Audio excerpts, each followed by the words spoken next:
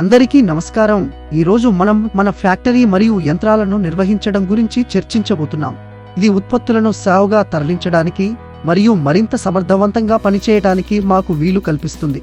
మేము వేయించిన వేరుశెనగలు, స్నాక్స్ మరియు నంకీన్ ఫ్యాక్టరీని ఈ క్రింది సామర్థ్యాలతో ఏర్పాటు చేయడంపై దృష్టి పెడతాము.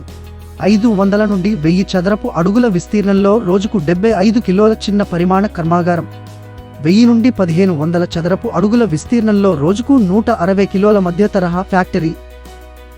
మొదట మనము రా మెటీరియల్ ఎంట్రీ అండ్ స్టోరేజ్తో ప్రారంభిస్తాం. సులభంగా దించే ముడి పదార్థాల నిల్వ కోసం ప్రవేశ ద్వారం సమీపంలో ఒక ప్రాంతాన్ని కేటాయించండి. తరువాత రాళ్లు మరియు మురికిని తొలగించే యంత్రం, వీటిని సులభంగా తొలగించవచ్చు. అప్పుడు మనకు వేయించే వేరుశెనగ యంత్రం ఉండవచ్చు. ఈ యంత్ర ప్రాంతాలు ఆపరేషన్ మరియు నిర్వహణకు తగినంత స్థలంతో ఈ ప్రాంతాన్ని కేంద్రీకరిస్తాయి. దాని పక్కన మిక్సింగ్ ఏరియా ఉంటుంది. ఈ ప్రక్రియలో మిక్సింగ్ మెషిన్ను వేసి మిరపకాయ పొడి, నూనె, వేరుశెనగ విత్తనాలను కలపండి. తరువాత కూలింగ్ కన్వేయర్. ఇది కూలింగ్ కన్వేయర్ తరువాత క్లీన్ జోన్గా ఉండాలి. మొదట పూర్తయిన ఉత్పత్తులను బరువు పెట్టడానికి బరువు యంత్రాన్ని కలిగి ఉండండి. ఆపై చివరకు ప్యాకేజింగ్ యంత్రాన్ని ఉంచండి. నిష్క్రమణ సమీపంలో ఉత్పత్తి నిల్వను పూర్తి చేయండి.